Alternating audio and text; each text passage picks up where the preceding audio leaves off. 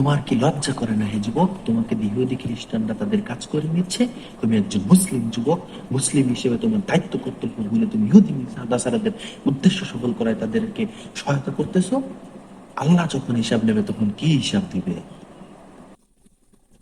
আলহামদুলিল্লাহি ওয়া কাফা ওয়া সালামুন আলা ইবাদিহিল্লাযীনা ইসতাফা আম্মা বা'দ فأعوذ بالله من الشيطان الرجيم بسم الله الرحمن الرحيم إن الذين آمنوا وعملوا الصالحات سيجعل لهم الرحمن ودا صدق الله المولانا العظيم আসসালামু আলাইকুম ভিউয়ার্স, আশা করি সকলে আল্লাহ পাকের রহমতে ভালো আছেন। আজকে আপনাদের সামনে একটি টপিক নিয়ে কথা বলবো। টপিকটির নাম হচ্ছে সেলফ রেসপেক্ট, অর্থাৎ আত্মমর্যাদা। আত্মমর্যাদা, এখানে দুটি ওয়ার্ড বা দুটি শব্দ মিলে এই শব্দটি তৈরি হয়েছে, সেটি হচ্ছে আত্মমর্যাদা। আত্মমর্যাদা অর্থাৎ আত্ম অর্থাৎ নিজ, মর্যাদা অর্থাৎ সম্মান বা ইজ্জত। নিজের ইজ্জত বা নিজের সম্মান, এটাকে বলে আত্মসম্মান বা আত্মমর্যাদা। একজন মুসলিম হিসেবে একজন মানুষের কি আত্মমর্যাদা থাকা উচিত এবং আমাদের কি আত্মমর্যাদা আছে এবং আমরা কোন আত্মমর্যাদা এখন ফলো করি, সে বিষয়টা তুলে ধরার চেষ্টা করব আপনাদের সামনে।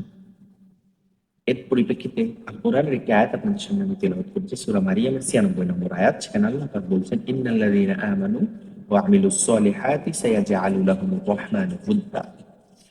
আল্লাহ পাক বলছেন, ইন্নাল্লাযীনা আমানু, নিশ্চয়ই যারা ঈমান এনেছেন, অর্থাৎ ঈমানদার যারা, তিনটি বিষয় যাদের ভিতরে রয়েছে, ঈমানের যারা স্বীকৃতি দিয়েছে, অন্তর বিশ্বাস করেছে, মুখে স্বীকৃতি দিয়েছে এবং তদন্তে আমল করেছে, এই তিনটার নাম হচ্ছে ঈমান।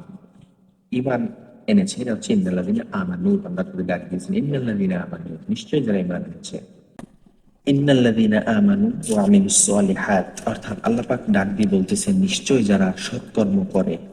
ঈমান আনার পরে কি করে? সৎকর্ম করে, অর্থাৎ যারা ঈমানদার। আমানু, তারা কি? ওয়া আমিলুস সলিহাত, যারা সৎকর্ম করে। সায়াজআলু লাহুমুর রহমানু উদ্দা, আল্লাহ পাক তাদের অন্তরে রহমত ঢেলে দেন, প্রেম ঢেলে দেন, ভালোবাসা ঢেলে দেন। এই ব্যক্তিগুলো কারা? যাদের অন্তরে আল্লাহ পাক প্রেম, রহমত, বরকত ঢেলে দেন, তারা প্রথম শ্রেণীর আত্মমর্যাদাবান ব্যক্তি। তারা প্রথম শ্রেণীর আত্মমর্যাদাবান ব্যক্তি এবং এই আত্মমর্যাদাবান ব্যক্তি নিয়ে আজকে আমাদের কথা হবে। আত্মমর্যাদা শব্দটির অর্থ আমরা যেটা বুঝাইছিলাম আপনাদের, সেটা হচ্ছে নিজ সম্মান বা নিজের ইজ্জত। তো নিজ সম্মান যে রক্ষা করতে পারে সে হচ্ছে আত্মমর্যাদাবান ব্যক্তি, এবং নিজ সম্মান বা নিজের ইজ্জত, নিজের সম্মান যে রক্ষা করতে পারে না সে হচ্ছে আত্মমর্যাদাহীন ব্যক্তি। আমরা কি আত্মমর্যাদাবান ব্যক্তিত্বে পরিণত আছি নাকি আত্মমর্যাদাহীন ব্যক্তিত্বে পরিণত হয়ে গেছি? একটু মিলান নিজের সাথে। আজকে আমরা মুসলিম, আমাদের পরিচালনা করে কারা? ইহুদি নাসারা। আপনি বলবেন কিভাবে আমাদের ইহুদি নাসারা পরিচালনা করে? আমি মুসলিম, আমার তা আমি খাই, আমার তা আমি পড়ি। যে ফোন, অ্যান্ড্রয়েড ফোন চালান হাতে, যে ওয়েবসাইট গুলো দেখেন, যে অশ্লীল জিনিস দেখেন, সেগুলো কাদের তৈরি করা? সেগুলো ইহুদি নাসারাদের তৈরি করা। তারা কি নিজেরা এগুলো দেখে? তারা নিজেরা এগুলো থেকে ক্ষতিগ্রস্ত হচ্ছে? হচ্ছে না। এগুলো দ্বারা সব থেকে মোস্ট এফেক্টেড কারা? মুসলিমরা। এবং এগুলো বানানো হচ্ছে কাদের জন্য? মুসলিমদের এফেক্ট করার জন্য। আপনি তাদের সেই কাজে সাই দিয়ে তাদের তাদের উদ্দেশ্য সফল করতে দিচ্ছেন। তারা নেশাজাত দ্রব্য আমাদের ভিতর চালিয়ে দিচ্ছে। নেশাজাত দ্রব্য আমাদের ভিতর চালিয়ে দিচ্ছে। অনেক কথা মনে আছে, বুঝে নিয়ে বলা যাচ্ছে না। নেশাজাত দ্রব্য আমাদের ভিতর চালিয়ে দিচ্ছে, আমাদের যুবকদের নষ্ট করে দিচ্ছে। কেন? তারা জানে ইসলামের যুবক সমাজ বা তরুণ সমাজ যদি ইস্তেকামত থাকে, বুলন্দ থাকে, এই ইসলামের উপর কোন ইসলামের বাইরের কোন শক্তি ফিলিস্তিনের মুসলমানদের অত্যাচার করার আগেও ভারতবর্ষের মুসলমানদের কথা ভেবে নেবেন। কিন্তু আজকে তারা ইস্তেকামত নাই, তারা বুলন্দ না। সাথে বলতে হয় আমরা আমরা আমাদের কর্মকাণ্ড দ্বারা ইহুদি নাসারাদের উদ্দেশ্য সফল করে দিচ্ছি। তো আমাদের আত্মমর্যাদা কোথায়? Where is our self-respect? কোথায় হারিয়ে গেছে আমাদের আত্মমর্যাদা? এর একটা কারণ বলতে পারেন কেন আমরা আত্মমর্যাদাবান ব্যক্তিত্ব নই? আমাদের আত্মমর্যাদা তো আল কোরআন, নবী সুন্নাহ, এগুলো আমাদের আত্মমর্যাদা। এগুলো আমাদের ভিতর নাই কেন? কেন নাই আমাদের ভিতরে এগুলো? খুব কষ্ট লাগে, অন্তরে খুব ব্যথা লাগে কিছু কিছু জিনিস দেখলে, খুব খারাপ লাগে। আজকে মুসলমান হওয়া উচিত ছিল সব থেকে আত্মমর্যাদাবান জাতি, এবং মুসলমান ছিল সব থেকে আত্মমর্যাদাবান জাতি। 800 বছর পৃথিবীর বুকে ইসলাম খেলাফত কায়েম ছিল, অটোমান সাম্রাজ্য, উসমানীয় সাম্রাজ্য কায়েম ছিল। তার আগে নবীজি সাল্লাল্লাহু আলাইহি ওয়াসাল্লাম ওফাতের পর থেকে নিয়ে এক একজন সাহাবা খোলাফায়ে রাশিদিন এবং তাদের পর থেকে নিয়ে ইসলাম বুলন্দ হয়েছে 1924 সালে যখন অফিসিয়াল ভাবে উসমানীয় সাম্রাজ্য খিলাফতকে হাটিয়ে দেওয়া হলো, আব্বাসীয় খিলাফত হাটিয়ে দেওয়া হলো, তখন থেকে ইসলামের বিপর্যয় শুরু হয়ে গেল, ইসলামী আত্মমর্যাদা শেষ হয়ে গেল। তুরস্কের মতো জায়গায় কামাল আতাতুর্ক সেকুলারিজম চালু করে ফেললেন। কি হলো? আমাদের আত্মমর্যাদাকে হরণ করে ফেলল। আপনাদের আবারও ডাকছি ভাই, আত্মমর্যাদা মানব। নিজেদের আত্মমর্যাদা কিসের ভিতর? ইসলামের ভিতর, আল কোরআনের ভিতর, 5 ওয়াক্ত নামাজের ভিতর। রাসূল সাল্লাল্লাহু আলাইহি ওয়াসাল্লাম বলেছেন, বিধর্মীদের এবং মুসলমানদের ভিতর প্রধান পার্থক্য কি? সালাত, নামাজ।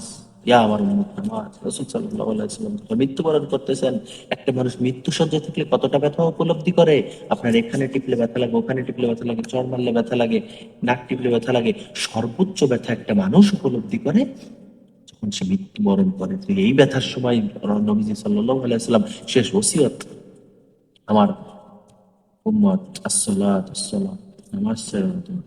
আজকে নামাজ ছেড়ে দিয়েছে একজন বিধর্মী ভাই, আর আমার ভিতর কোনো তফাৎ নেই। একজন বিধর্মী ভাইকে দেখলে আর আমাকে দেখলে চেনা যায় না, সে কোন ধর্মের, আমি কোন ধর্মের, আমার মুখে গাড়ি নাই। নবীজির সুন্নাত, এই সুন্নাতকে আমরা হারিয়ে ফেলতেছি। ওর মুখে দাড়ি নাই, ক্লিন শেপ, দারুণ লাগে, সুন্দর লাগে দেখতে। আমার মুখে দাড়ি নেই।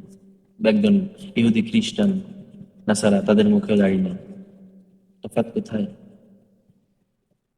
মৃত্যুবরণ যদি করেন আপনি রাস্তাঘাটে, আপনার আইডেন্টি কার্ড যদি আপনার ধর্মের নাম লেখা না থাকে, তাহলে আপনাকে কি দিয়ে শনাক্ত করবে? কিভাবে শনাক্ত করবে আপনাকে? আল্লাহু আকবার। ভাই, আমাদের বোঝা দরকার, ইসলামের দিকে আসা দরকার, আত্মমর্যাদাবান হওয়া দরকার। আল্লাহু আকবার, আল্লাহু আকবার। আজকে আমাদের দিয়ে ইহুদি নাসারারা তাদের উদ্দেশ্য সফল করে ফেলতেছে ভাই।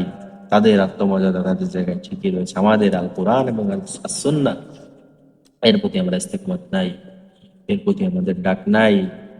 জন্য আমরা আত্মমর্যাদা বোধ সম্পন্ন থাকতে পারতেছি না, আমরা আত্মমর্যাদাহীন হয়ে পড়তেছি। আল্লাহ পাক আমাদের প্রত্যেককে আত্মমর্যাদাবান হওয়ার তৌফিক দান করুক, আল কোরআন এবং সুন্নাহ মেনে চলার তৌফিক দান করুক, রাসূল সাল্লাল্লাহু আলাইহি ওয়াসাল্লামের ত্যাগ তিতিক্ষা নিয়ে একটু ভাবার তৌফিক দান করুক, একটু চিন্তা করার তৌফিক দান করুক। দিনে 24টা ঘন্টায় 24টা সেকেন্ড যদি কোনো মানুষ হযরত মুহাম্মদ সাল্লাল্লাহু আলাইহি ওয়াসাল্লাম, পৃথিবীর মোস্ট পাওয়ারফুল ম্যান ছিল যিনি, পৃথিবীর সব থেকে শ্রেষ্ঠ মানব ছিল যিনি, তাকে যদি 24টা সেকেন্ড চিন্তা করে, তার মাথায় অন্তত এটা খেলে যাওয়া দরকার যে সে মানুষটা মৃত্যুর সময় যে ওসিয়তটা করে গেছে, মুসলিম হিসেবে আমার সেই 5 ওয়াক্ত নামাজটা পড়া উচিত। আল্লাহ পাক আমাদের বোঝার তৌফিক দান করুক। তো নিজেদের সম্মান নিজেরা লুটাচ্ছি। একটা হাদিস বলে শেষ করে দিব আজকে। রাসূলুল্লাহ সাল্লাল্লাহু আলাইহি সাল্লামের সময় একজন মহিলা বনু কাইনুকার গোত্রের বাজারে গিয়েছে, জরুরতে বাজারে গিয়েছে। বনু কাইনুকার গোত্রের বাজারে যখন সে গিয়েছে, তখন ইহুদিরা তাকে নিয়ে ঠাট্টা বিদ্রুপ করতে, ইপটিজিং যেটা বলে, সেটা করতে করতে তার সতরের কিছু অংশ খুলে ফেলেছে। তখন ওখানে একজন মুসলিম ভাই উপস্থিত ছিল।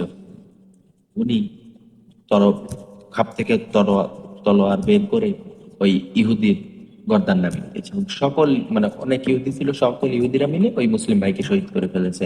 এই ঘটনা যখন রাসূল সাল্লাল্লাহু আলাইহি সাল্লামের দরবারে এসেছে, রাসূল সাল্লাল্লাহু আলাইহি সাল্লাম সাহাবীদের নিয়ে বনু কাইনুকার বিরুদ্ধে যুদ্ধ ঘোষণা করেছেন এবং বনু কাইনুকাকে বের করে দিয়েছেন, ওইদেরকে মদিনা থেকে বের করে দিয়েছেন। তোমরা থাকতে পারবে না, তোমাদের থাকার যোগ্যতা নেই। একজন বোনের ইজ্জতের জন্য একটা যুদ্ধ সংগঠিত হয়ে গেছে। আজকে আমার বোনেরা, তোমরা নিজেরা স্বেচ্ছা ইজ্জত বিলিয়ে দিচ্ছ, ইজ্জত বিলিয়ে দিচ্ছ, তোমাদের কি আত্মমর্যাদা নাই? তোমরা একজন মুসলিমের সন্তান। আল্লাহ আকবার, আল্লাহ আকবার। পর্দা করে দেখোই না কত শান্তি। আল্লাহ আমাদের বোঝার তৌফিক দান করুক। যেন আমরা আমাদের আত্মমর্যাদা, নিজের সম্মান, নিজের ইজ্জত নিজেরা বিলিয়ে না দিই।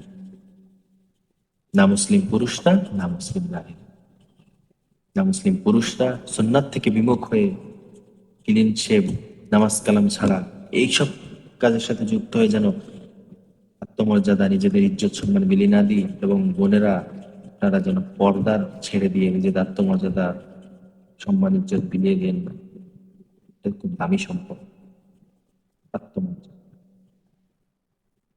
আজকে আমরা আত্মমর্যাদা বলতে অনেক কিছু বুঝি, ব্যক্তিত্ব বুঝি, পার্সোনালিটি বুঝি, অনেক বড় বড় কিছু বুঝি, যেটা বোঝা দরকার সেটা বুঝি। আল্লাহ পাক আমাদের করবে। ওয়াখির দাওয়ানা আলহামদুলিল্লাহ। আসসালামু আলাইকুম।